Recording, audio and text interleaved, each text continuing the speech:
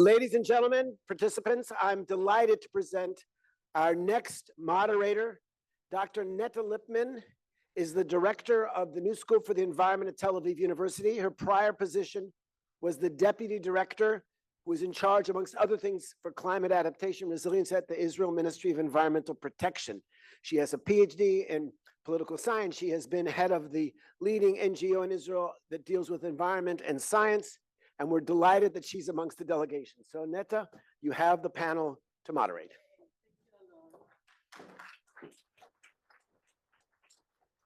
Thank you, Alon, for inviting us and for this great conference.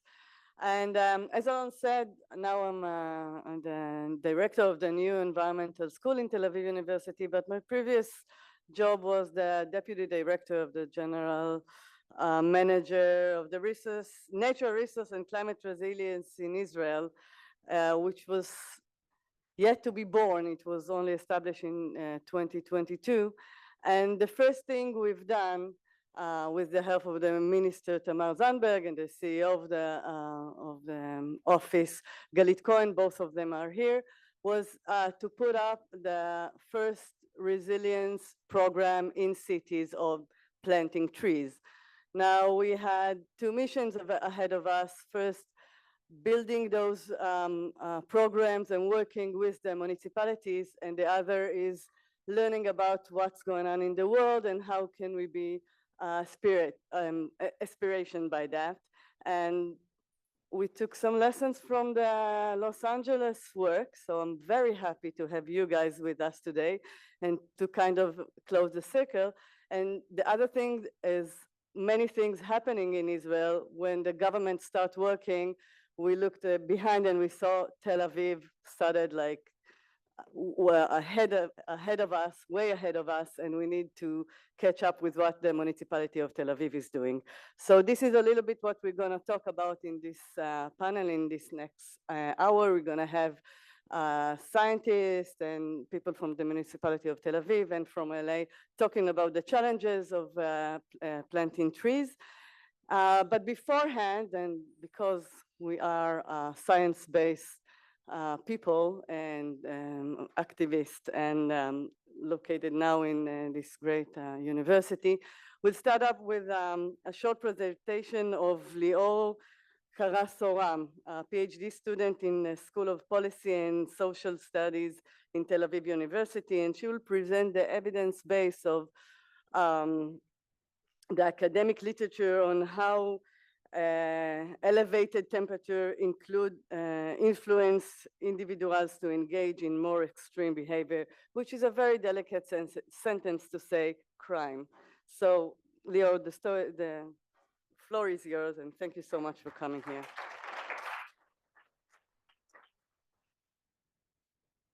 Sure. Do you need timer? Is it okay? Thank you. So I'm happy to be here and open the session on health, trees, and thermal comfort. So usually when we think about climate change and global warming, we're thinking about, or we're focusing on their effects on large-scale systems. So for example, on the economy, on the agricultural sector, on infrastructure, and we picture how rising temperatures are influencing or disturbing supply chains, reducing crop yields, and disturbing national as well as global systems. But what's equally important is how rising temperatures are influencing us, the individuals. And so heat doesn't only affect large-scale systems, it also affects our bodies, our minds, our thoughts, our emotions, and our behaviors. So this is what I want to talk about today. So when we think about the effects of rising temperatures on the human being, it is helpful to group these effects into three main categories. So the first category is physiological effects. And by this, we mean how rising temperatures are influencing our bodies, the internal systems, biological processes, and in general, the overall health. And we know, for example, that heat is causing dehydration as well as cardiovascular and respiratory complications.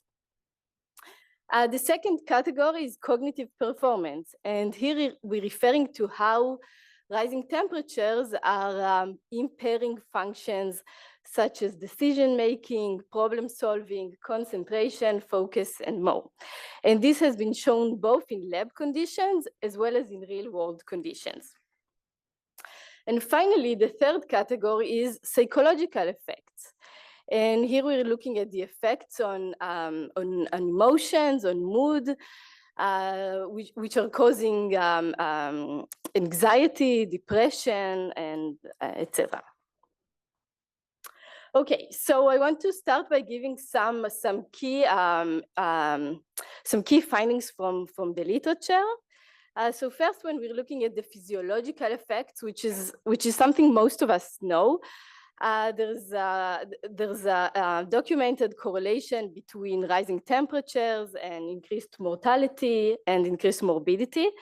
And this graph is showing from a study in India how the correlation between temperatures and the mortality rate. And you see that the effect is relatively stable at more moderate conditions. But as we move across some threshold, let's say like 90°F, then the effect begins to increase and become statistically significant. When we're looking at cognitive performance, there are studies showing a correlation between temperatures and student test scores.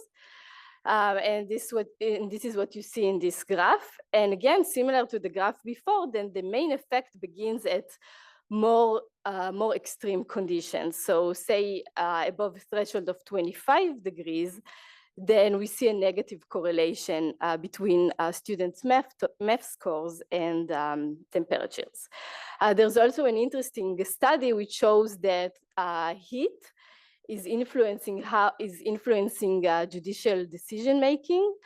And this study shows that in the US, immigration judges are less likely to rule in favor of applicants when it is hot outside. And finally, when we're looking at psychological effects, so this is the less trivial part of this. We see that we see a correlation between temperatures and changes in mood and aggression. And this graph, for example, from a study in the US shows that rising temperatures are associated with a higher likelihood of profanity in social media posts. And another expression of a psychological effect is the increase in extreme behavior. And this is the topic of my research. But before I go into showing you some findings from my own research, I want to define what extreme behavior is. And by extreme behavior, and when we say extreme behavior, then we mean actions that represent significant departure from socially accepted conduct. And you can think, for example, on aggression, on violent crime, on self-harm, as well as on suicide. Okay, so this is a finding from my own research about the relationship between heat and crime in Israel. And so here we're using daily data on the number of crimes and weather conditions from Israel. I want to first take a few seconds to explain this graph so we can talk about the main findings. So when we're looking at the horizontal axis, on the horizontal axis, we divide temperatures into 3 degrees bins. And then the green circle represents the marginal effect. So how the day in this temperature range is influencing the prevalence of violent crime. So for example, if we take the bin 13 to 16 degrees, then we see that a day in this temperature range is associated with 18% more violent crimes relative to a day with 10 degrees. And this goes on as we move on to more extreme temperatures. So if we're looking at the 25 to 28 bins, then we see that a day in this temperature will see around 30% more crimes. So in general, the key takeaway from this graph is that heat is associated with more violent crime. And this is again at the daily level. This is another finding from a different study that looks at the relationship between temperatures and suicide in India, in the state of Karnataka.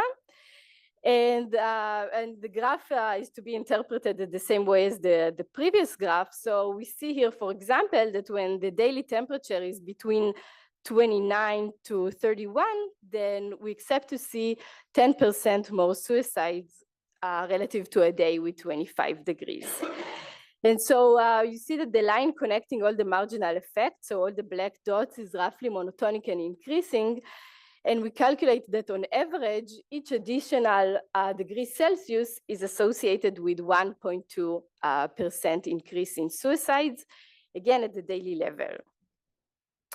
And when we do this type of analysis, that often a question that we ask ourselves is whether the effect is the same across different groups of the population. And so I want to draw your attention to the last two rows, so the blue effects. And what we do here, we take our sample and we divide it into rural areas and urban areas, and we want to see if the effect differs between those two areas. And we find that in India, the effect of temperature on suicide is actually double in magnitude in urban areas relative to rural areas. And some may argue that this is a surprising result because we often expect rural populations to be more vulnerable to weather conditions. But you know, it may suggest that rural populations have the means to reduce vulnerability. So I'm just summarizing. So the literature, as well as my own research, we find that rising temperatures are have detrimental effects on the human being. And so this highlights the importance of discussing strategies to increase climate resilience, like the strategy that we're going to discuss next in the panel, like tree-based shading. Thank you.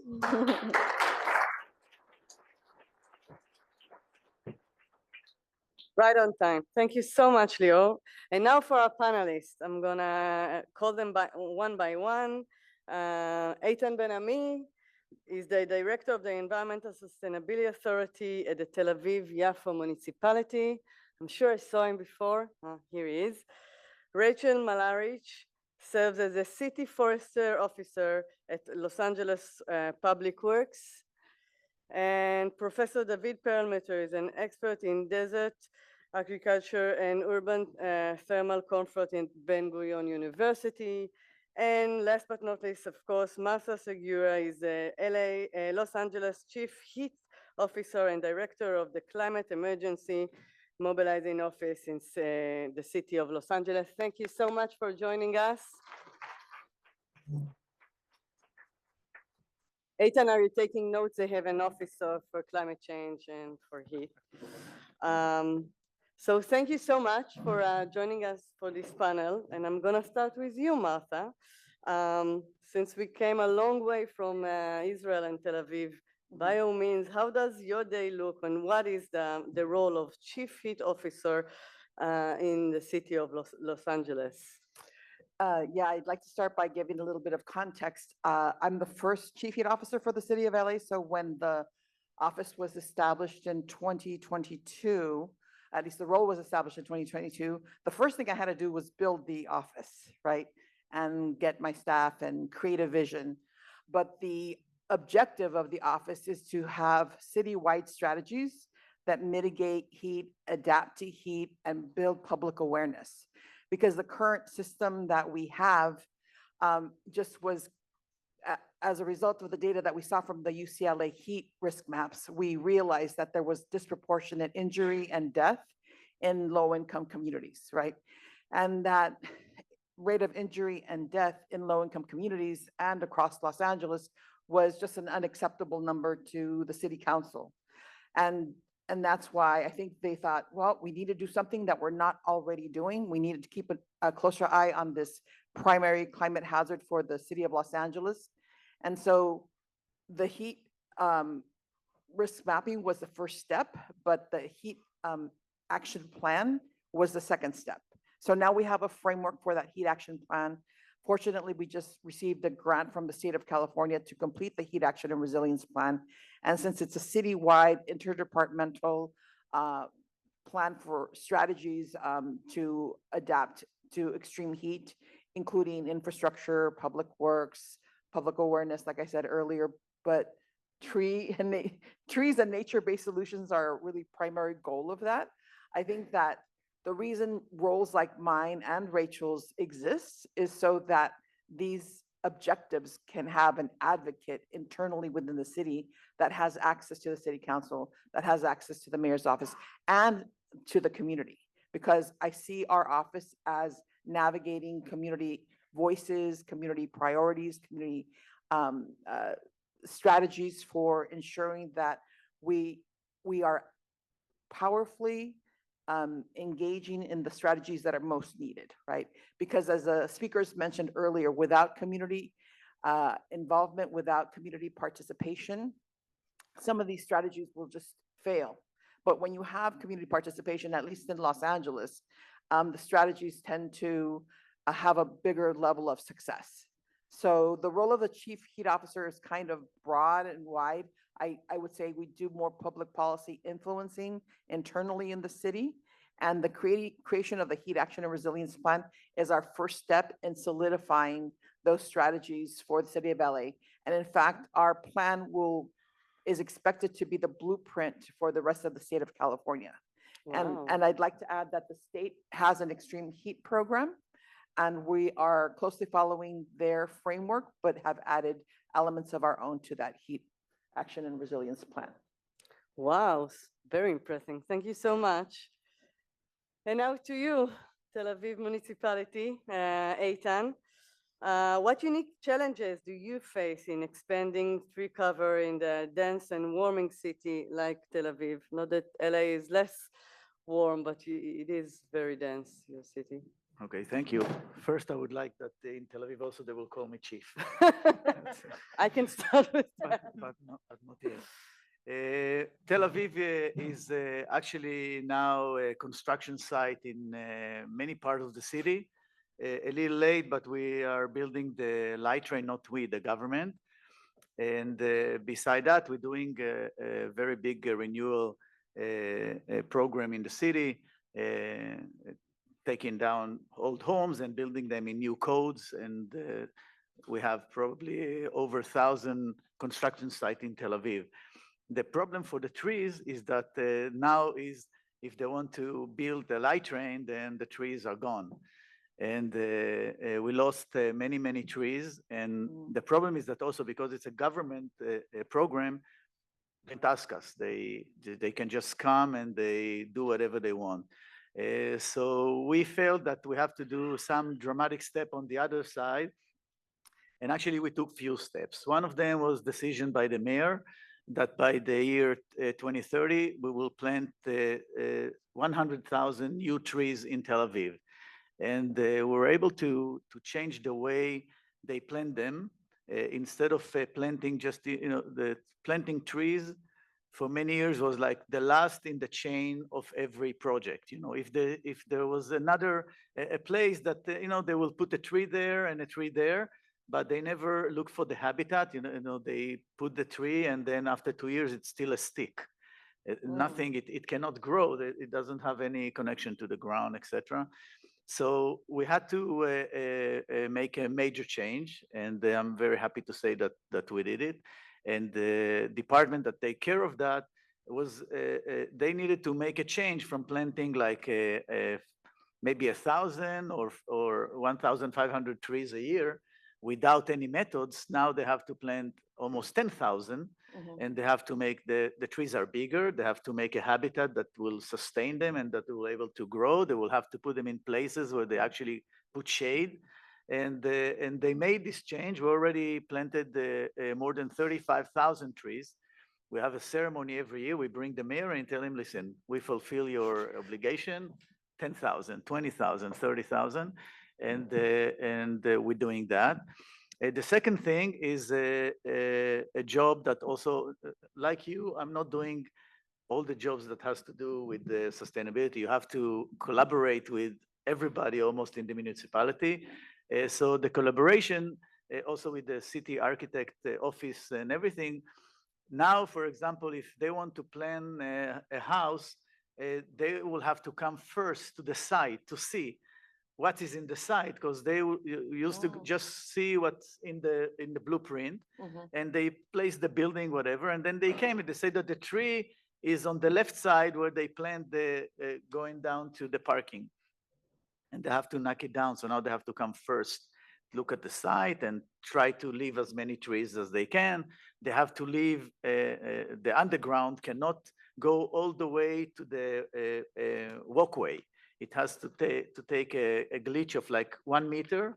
So when you plant a tree between next to the walkway, the tree has the habitat and it can flourish. So we're doing a lot of work in order to make Tel Aviv greener and to put the trees where they needed.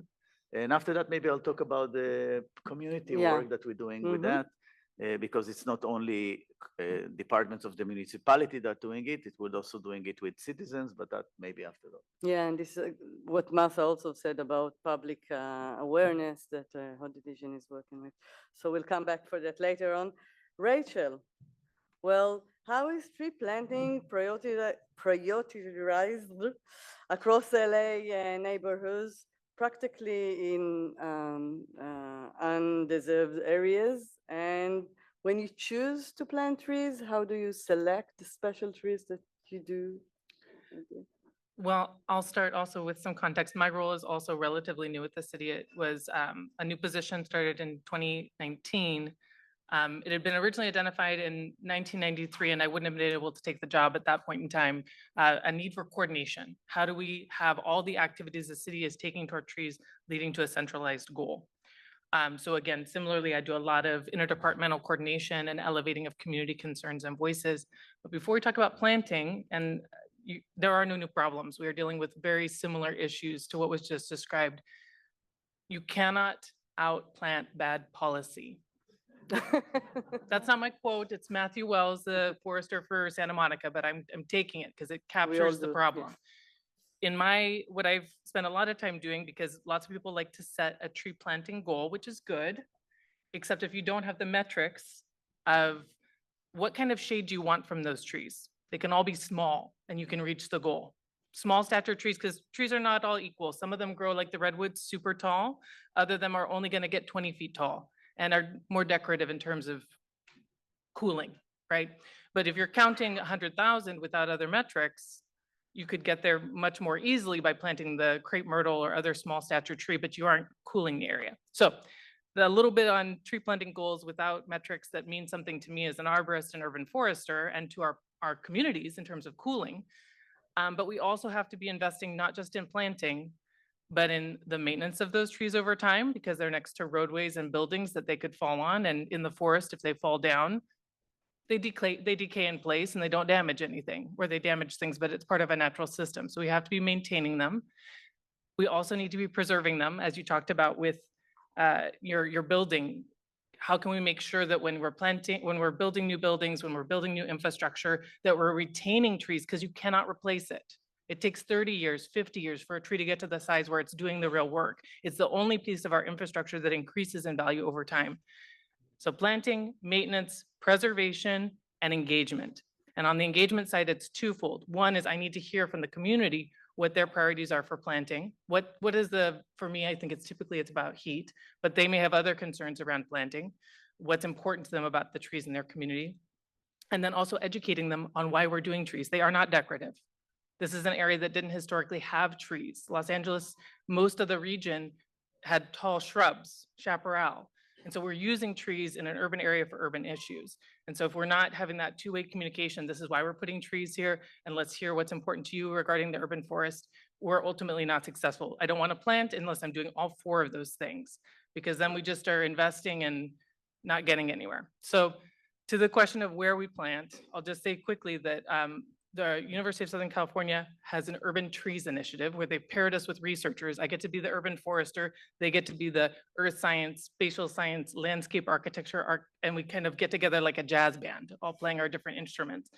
And they've helped us think about within a community, where is it most important to plant? And some of that's community informed. We've listened to the neighborhoods about what's important to them. Some of the themes that come up for us are routes to transit and routes to school. Those are not exclusive, but we look at demographic information.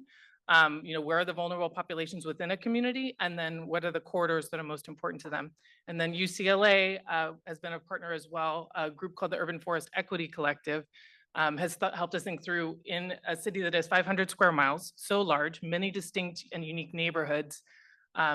Where do we even start, right? So USC helped us think about within a community, where do we start? But then on the UFEC group, as we refer to them, helps us think through where do we prioritize starting first in terms of areas where people are vulnerable to things that trees can help with. So matching, again, I'm not talking about trees everywhere. I'm not talking about an infinite number of trees. How do we get to the right amount of shade to protect human health and well-being in communities? And how do we design that in a way that works for their other uses that they have in their neighborhood? And I'll skip the species question because I've talked long enough for now, No, but that's we'll come back. Yeah. Yeah, Tel Aviv probably have the same problem, but maybe we also kind of touch it with Professor Pearlmutter's answer based on your research. What nature-based solutions are most effective for urban heat mitigation? Yeah, thanks, Neta. So what are the most effective solutions for heat mitigation? Based on what's already been said, my answer is not going to be surprising, but I'd like to give it a little broader context. In this case, like just about everything, the words think globally and act locally are especially apt, because on the one hand, we have predictions from global climate models that tell us that virtually every inhabited region on the globe are vulnerable to warming and are expected to keep warming in the coming decades. On the other hand, different regions are warming in very, very different ways, different extents and different ways. For example, there are many regions, and we saw some maps of this before, that are becoming hotter and more humid, and that's very difficult for human thermal stress. But there are other regions that are actually becoming hotter and drier. That is, higher temperatures, lower humidity, and also very importantly, less annual precipitation and more sporadic.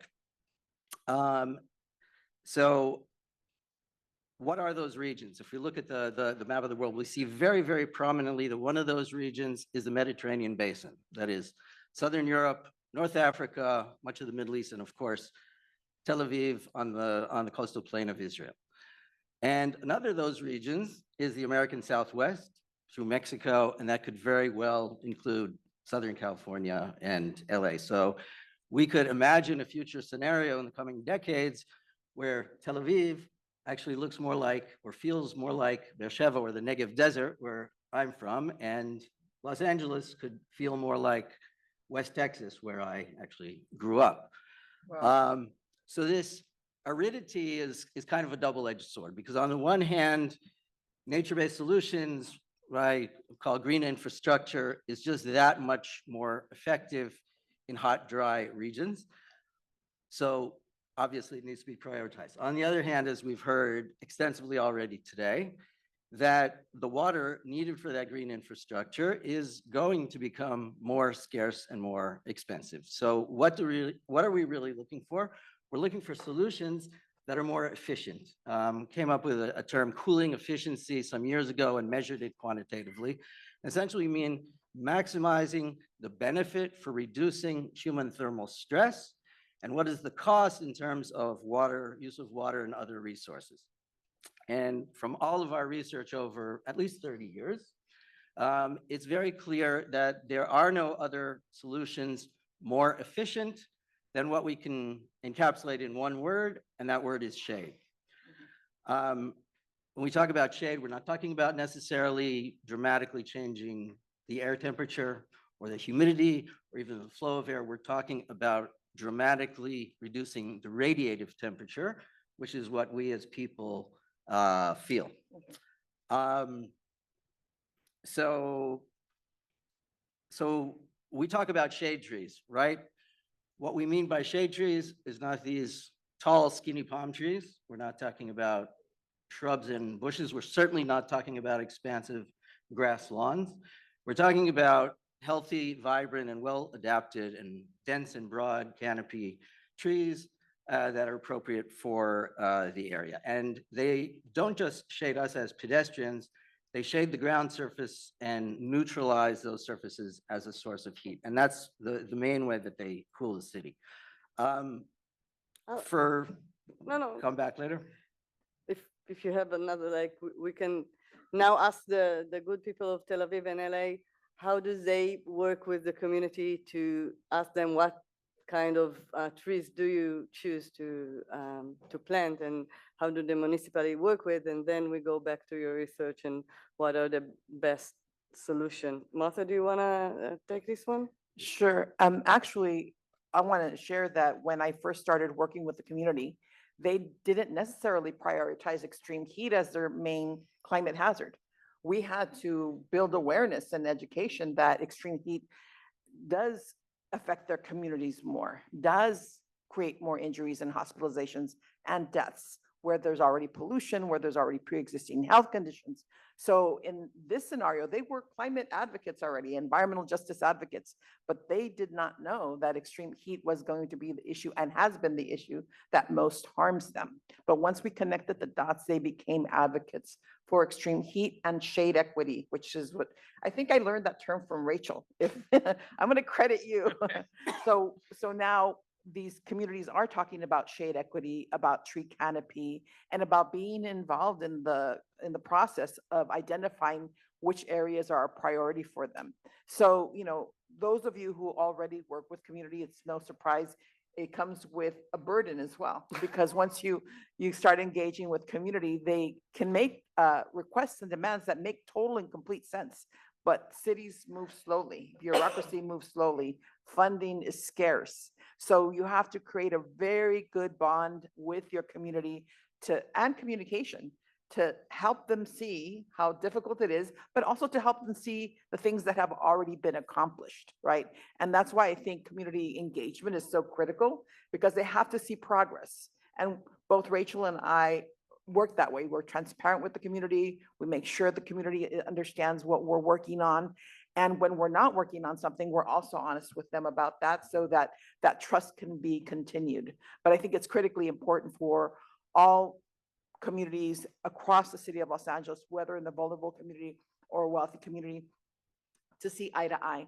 I think, was it Alan who mentioned the first is worst? I wrote that down because I also believe that if we invest first and foremost in the areas with less shade equity, less tree canopy, we're going to get the biggest results, because those are the areas where we have the greatest hospitalizations, we have the greatest deaths, and frankly, the economic vitality is going to improve. And I wanted to mention a few other things that trees do. They have and provide natural air conditioning. They reduce temperatures by about 20 degrees Fahrenheit. They obviously improve air quality. They have carbon sequestration capacity. They provide biodiversity support. And they also provide energy conservation for the buildings and homes that they surround. So they can literally reduce the energy burden while they're improving the health and the mental health of these communities, and providing shade, which is aesthetically pleasing. And I guess all of you know that Japan already prescribes time with the trees in order to improve your mental health. So I'll stop there. Yeah. That's amazing. Thank you. Eitan, same question. Yeah, first, it's How do you- surprising how much we do the same job know and each the other same already. work. Yeah. I can come to your office tomorrow and start working on the let's do same that. thing. We have the same team. We have a list of trees that are allowed to be planted, and it should be local because they need less water, etc. So the second thing is, I think that everything starts from planning. That's also something that we're trying to do, because the way the street in Tel Aviv now, the new one, looks like are not like before, because now when they plan the bicycle routes or the walkway, they put the trees that it will shade the walkway, or it will shade, because they used to put the trees here, the bicycle lane there, and nobody would ever take it. The second thing is we stopped there's always a struggle of values. So the value was bicycle lanes or trees. And we told them, these are two values. You can't knock down 29 trees to put a bicycle lane because nobody will take it after that. It will be a wonderful a bicycle lane, but in this heat, nobody goes. So they're not allowed to knock any more trees when they put bicycle lanes. It's okay if the bicycle will do a little turn, everything is fine. The third thing I want to say is that this year is we are celebrating 100 year for the planning of all Tel Aviv, the part of Tel Aviv that also won the UNESCO prize for the White City, as we call it. There's a lot of old buildings, but also the person, his name was Geddes. He was planning Tel Aviv, and he was also a botanical person, and he knew about the environment. So 100 years ago, he planted Tel Aviv in a way that first there are corridors. There is like wide corridors that you can walk from place to place. And because the walkways are very narrow, you can't put the trees on the walkway because then pedestrian cannot walk.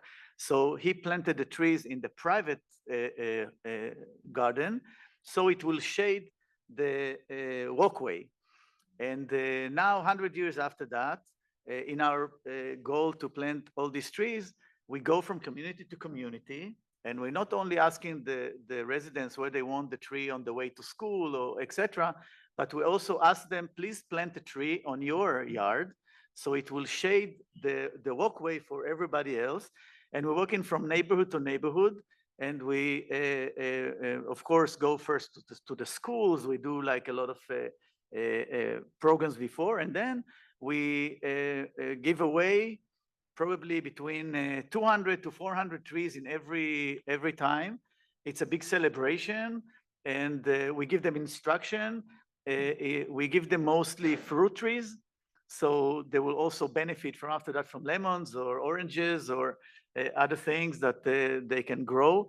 And that's also a way to connect them and to feel that this is your tree, please take care of it, and for the benefit of everybody. So we're very proud of this program as well. Amazing. Thank you. Thank you.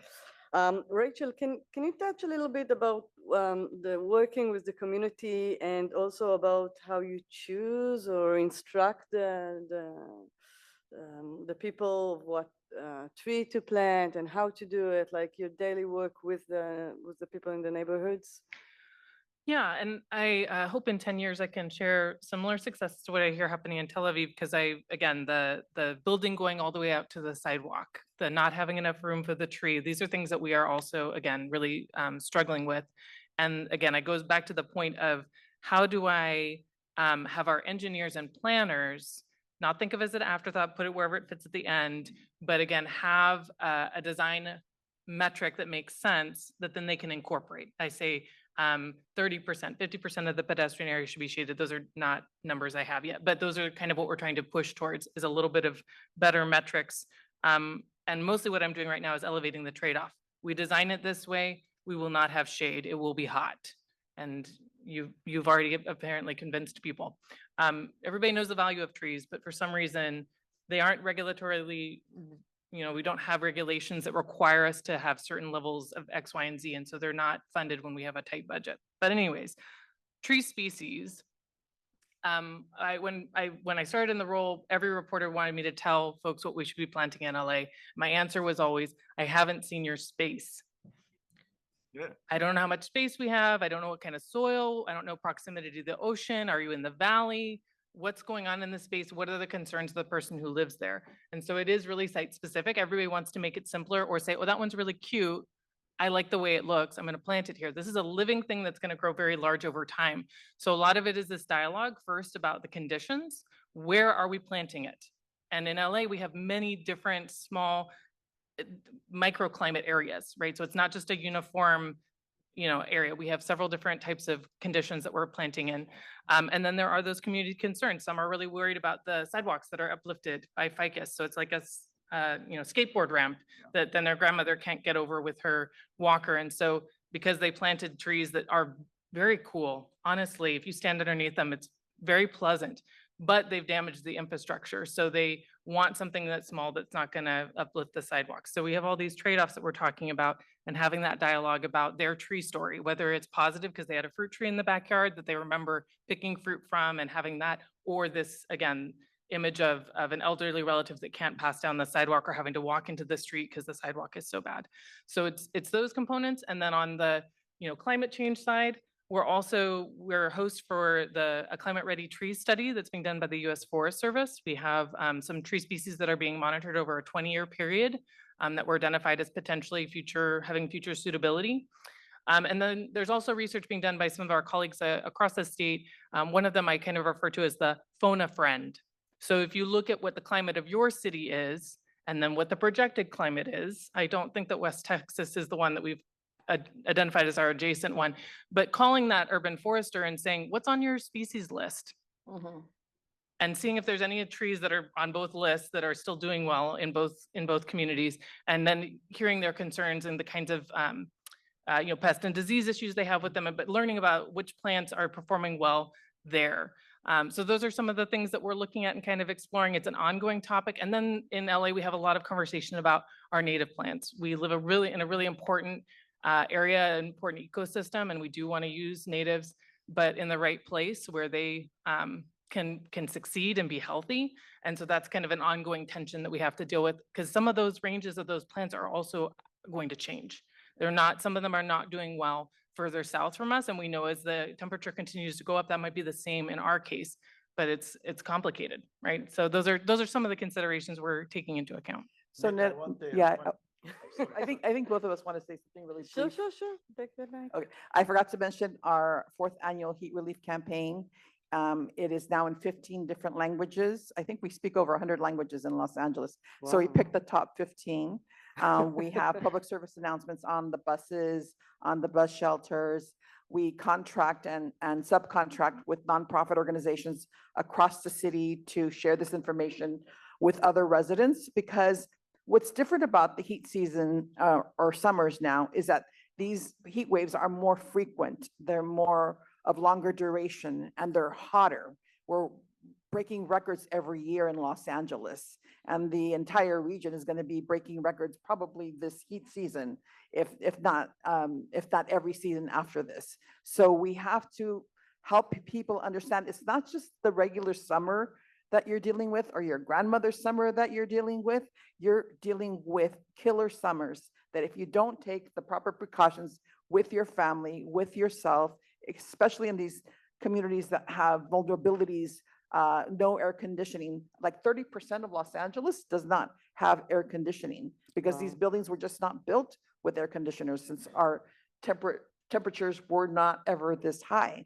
So I guess what I'm sharing with you is what I share with community, so that they can see the importance of planning ahead, educating themselves, and promoting this information that is not just about drink some water, wear a hat, stay out of the sun. No, it's how do you prepare for the whole heat season when day after day after day, you have 100-degree weather or 90-something degree weather, and you already have vulnerabilities.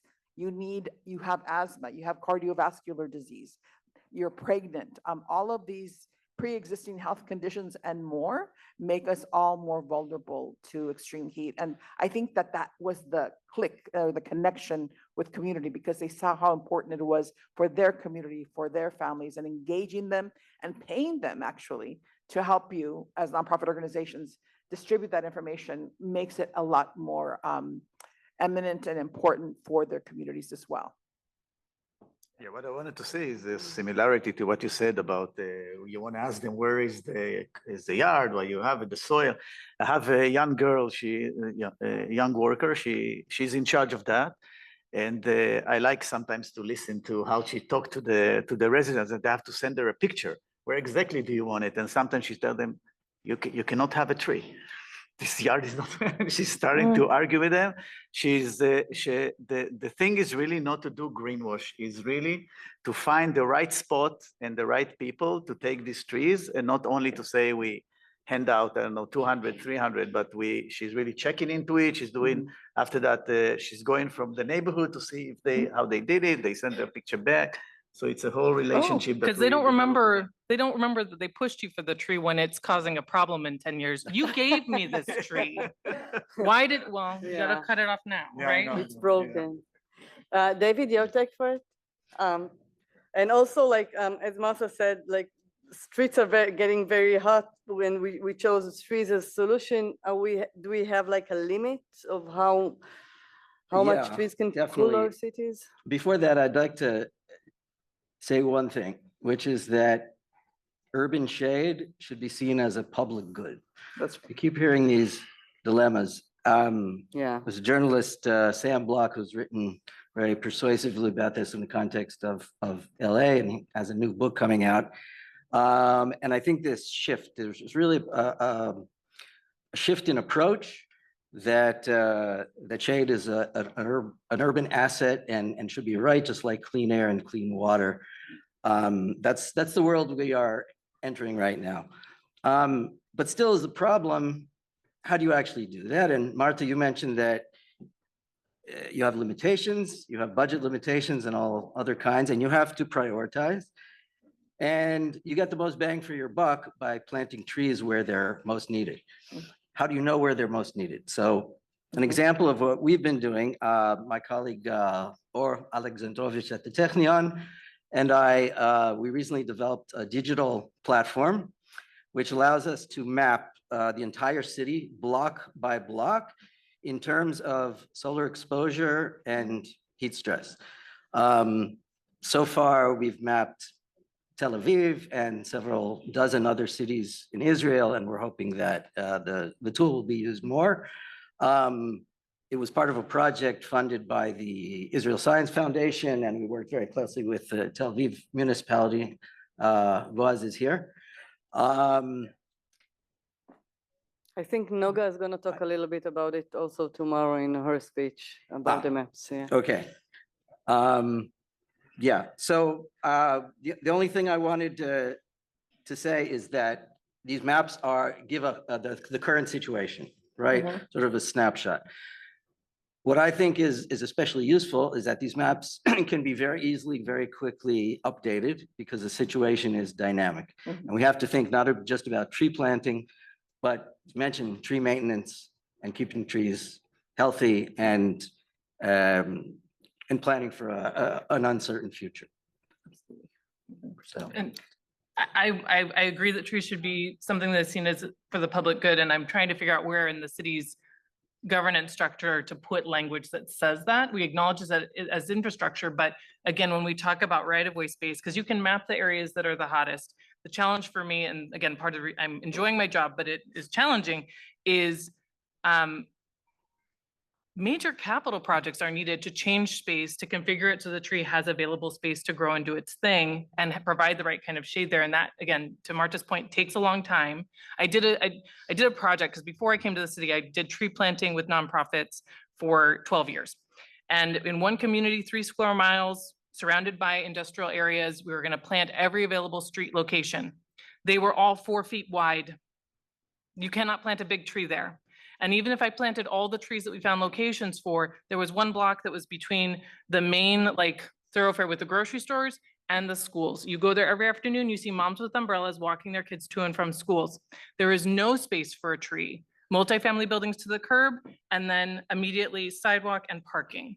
Yeah. So I was gonna spend $2 million on a project to plant all the available locations, and the one that mattered was still gonna have no shade. And most people, when they think about tree planting, oh, it's $10, $20, $200. It's not an expensive project, but to have significant shade that helps us over, that creates this generational change where we have cooler areas in these highly vulnerable communities takes bigger capital projects that go beyond my expertise. If I look at the space, nothing's going to fit here, but we have to change that if we want to have livable communities in the future. But making that case, we're still kind of, I think, having a hard time. People will say, I'm for trees, but when it comes to putting in, again, the budget, well, it shouldn't cost so much. Yeah. But cost effectiveness, it still is the best bang for your buck, and it does more than just cool, it also provides that access to nature, to a living thing in your neighborhood that's large and bigger than you and older than you, right?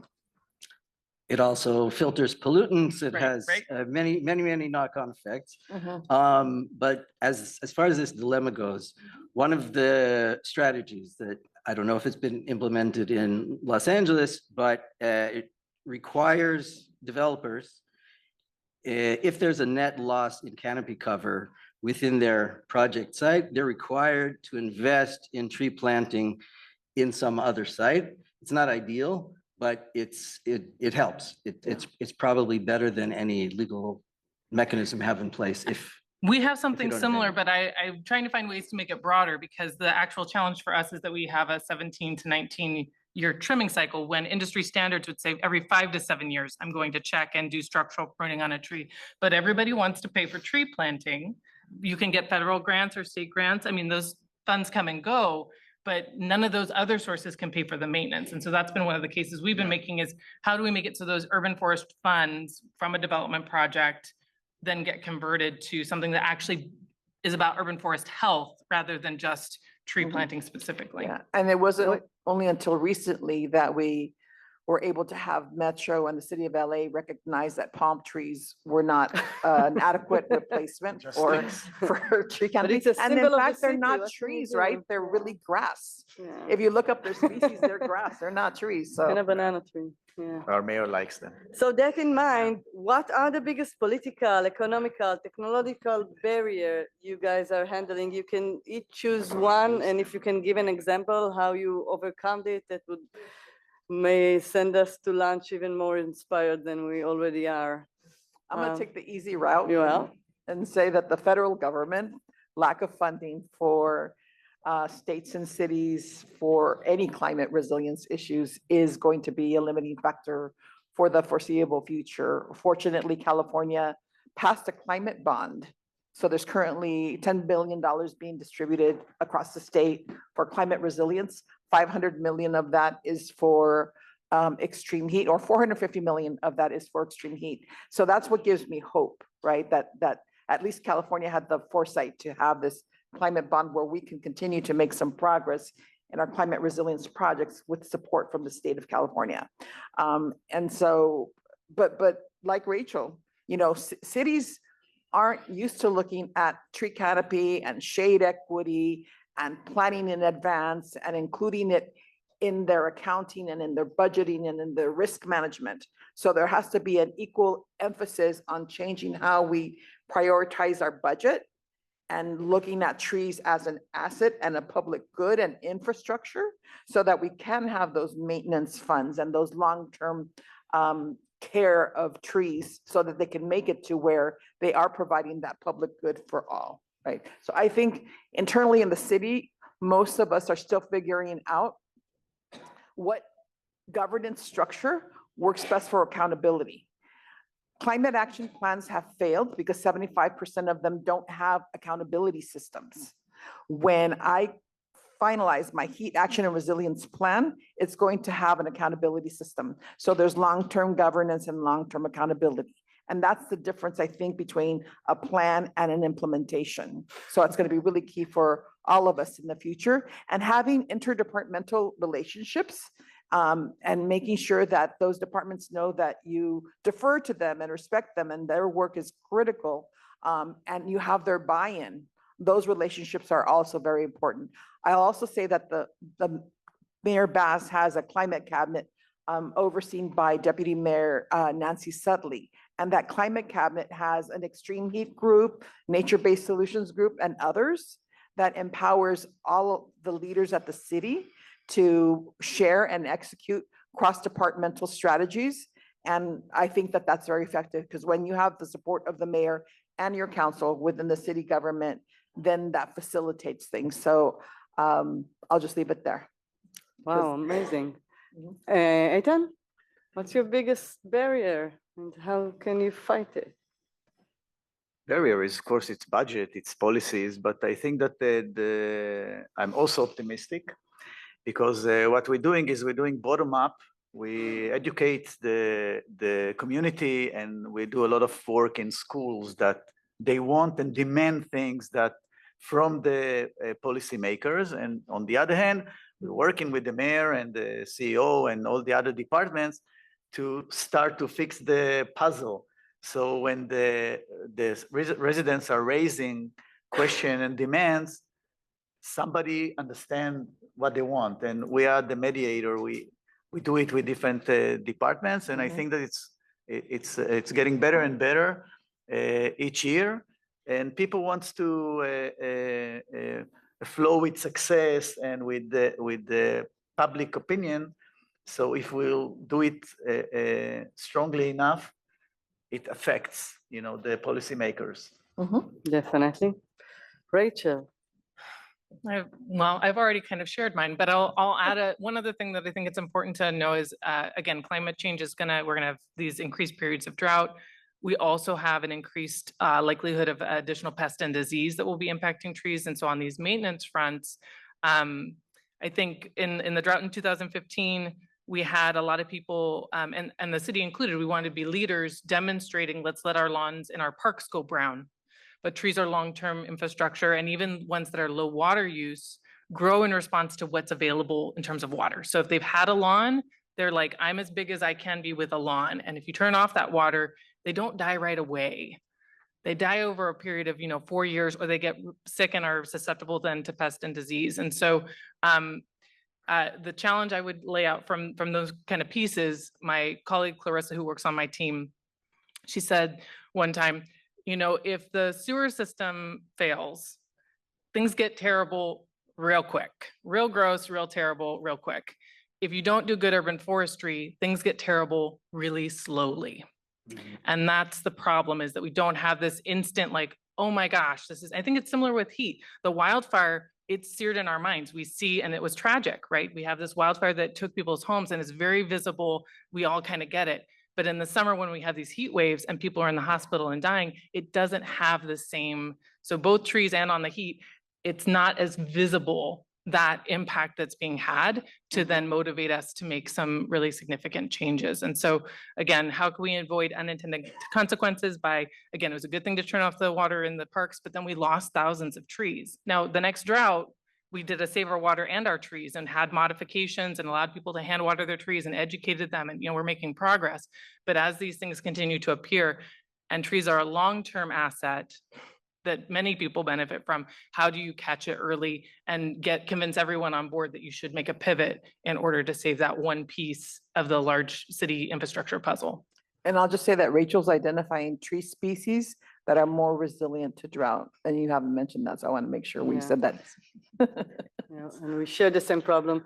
David. Barrier I see is that there's still a failure to appreciate the scale of the benefit of shade and shade trees. And sometimes we are sometimes at fault because at this point, I think maybe the majority of people in this room have heard of the urban heat island, right? It used to be something sort of technical. Now it's known. How is the urban heat island measured? It's measured in degrees. How much warmer is the air in the city than outside the city? That's not the only metric we need, because shade trees are not going to reduce the temperature that much, but they are going to make cities and neighborhoods more livable, more walkable, more sustainable. I also think that we need to expand our horizons, and even if shade trees are the heart of the matter, we need to think of every urban design decision as an opportunity to get more shade. Practically every day, I see a bus stop, which looks like it was designed in a way that the angle of the sun in the sky during the hours when people are using that bus stop was not considered in the least. I see shading structures with beams which are spaced and oriented so that they look very nice, but they don't make shade. You're in Gurion University, you see camels on your way to the university. So there's a lot of summer. Right. Yeah. We see fabric awnings and canopies and sails and meshes, and they also look great in pictures. But what they don't do is they don't necessarily ease our thermal stress, because they block the sun, they produce shade, but they heat up themselves and they radiate that heat on us. And they don't necessarily do the work of a tree because they're not designed like a tree. And it's not because they're not watered, they're not transpiring. It's because of their structure. If we look at a tree, a good healthy tree canopy, and we draw a vertical line, we'll see that there are 6 or 8 or more layers of leaves and branches, each one shading the next one, so that by the time you get to the bottom, is very cool. All that solar heat is dissipated. So I think we need to think not just about trees, but about the concept of the tree and how we can recreate it, even in man-made structures. I think we don't have an alternative. When we hear about how difficult it is when there's so much commitment, we need to think of urban shade infrastructure at all levels. And that includes, by the way, the buildings themselves. We heard yesterday on the tour that in Palo Alto, new construction is only 1% of the building stock. But we heard this morning that in Israel, that's not the case. We have a population explosion and a building boom coming up. And when there are new houses, new buildings, new neighborhoods planned, we need to be thinking about the height of the buildings, the spacing between them, what we call the aspect ratio, and the orientation of urban canyons, which can be, in fact, one of the most effective ways of getting shade. It's certainly not instead of the trees because of all the other benefits, but I think it's a more holistic way of looking at urban design that we need to be pursuing. Thank you. Thank you so much. We have some time for question from the audience. Sometimes means 5 minutes. So I'll grab the first one. Yeah, you have a mic just behind you if you want to, someone is grabbing it for you. And if you can introduce, sorry, but I kind of meant. Oh, hi, Sylvia Starlack, Transportation Planning Manager for the City of Palo Alto. I really want to talk about bikes and trees, and I want to talk about right-of-way, and I want to talk about narrow streets and how you as urban foresters kind of see that conversation going in the future, because I know that we're not going to be able to get out of, or I guess adapt to climate change without, well, let's just say we can't do it all by electrifying our cars. Like, we know that that's not the way, at least in the transportation space. Electrification will not save us. We're going to need bikes. We're going to need electric transit. We're going to need people to walk comfortably in cities. So I just kind of want to understand how you see this conversation going forward. And I hear you, Eitan, about the need to have them both, and maybe ask the bikes to make turns and whatever. But for me, sometimes in my job, it's we're gonna have to do something else with the road. Like, if you want the trees and you want the bikes, something else has to happen on the road, where you take a travel lane, you take a parking lane. And where do you all stand on that? Because I feel like sometimes We'll I'm ask being, someone, so you can pick one of the four. well, you can pick Yeah. whoever it is. But anyway, I feel like I'm getting, I can say that I get set at up. least in Tel Aviv, the mayor took a very brave decision, and now they take in lanes, a private car lane, and they divide it into a bicycle lane, and there is a tree, and the bicycle lane is secure, so the cyclist can drive without any risk from the car. And instead of 2 lanes for private car, there's only 1 lane. And if there was 3 lanes, they will take 1 and they will put 1 for public transportation and the other one just for regular car. They do it in many of the streets, so they can, now it's maybe the new way that we do it in Tel Aviv. And if there is no place for bicycle lane in one street, they will go to the parallel street and they will tell the cyclist, you go there, and the walkway will be here, and it's fine. You know, you can find solution if you don't take the private car as the sacred cow Right, that yeah. you can touch. Everything is possible. Yeah, okay, so I Thank really want to you. hear this answer from LA. Yeah. It's LA. Yeah. You want to answer quickly? Well, I'm in the same time zone, so it might be easier for us to connect afterwards. I will say that trees are complicated when it comes to air quality, and we have to reduce the amount that we're driving. Planting trees will not solve our air quality issues. We have to reduce the, I've gotten to sit with an air quality researcher at UC, and I feel like, anyways. And we've had a lot of trouble with both the cycling community having strong feelings about trees and people having strong feelings. I joke, actually, when I talk to people about not having enough space for trees, I joke, I said, well, we could take a parking spot. And everybody laughs because we know that's not gonna Is it happen. yours? Because certain parts of the city, not so much, but it is complicated. And I'm happy to, and I don't think we've got there yet. The system has to change, and so I'm hoping transportation folks figure it out so that then I have more space for the tree side of things, but happy to talk more. David, one sentence before I'd we. just like to add that my theory for a long time has been that if we can make our cities more comfortable, we can make them more walkable, and one of the benefits is reducing the volume of traffic. People can walk and use public transportation and bike. And very recently, we did a very large study in Tel Aviv, about 60,000 observations.